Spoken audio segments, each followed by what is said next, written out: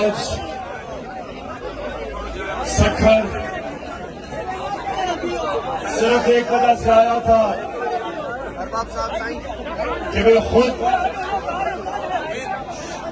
जो सैलाब ने तबाही मचाई है, मैं खुद उसका जायजा लूं। मैं अपने सारे मेंबर्स को मिला हूं आज। सबसे मैं समझा कि कौन कौन से सिंध के इलाके कितने मुतासिर हुए। मुझे पूरी मेरी टीम ने भी प्रेजेंटेशन दी। आने से पहले भी मैंने नक्शे के ऊपर देखा कि जो सबसे ज्यादा पाकिस्तान में जो मुतासिर सूबा है वो सिंध है।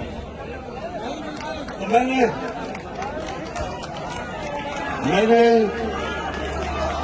अपनी टीम के साथ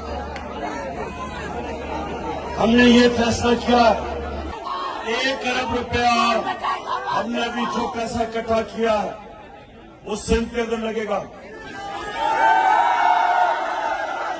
और इंशाअल्लाह जो मैं अगले इतवार को फिर से पैसा इकट्ठा करूंगा टेलीथॉन में, फिर मैं सिंध के लिए मजीद आपके लिए पैसा इकट्ठा करके और फैसला करूंगा कितना हमने खर्च करना है।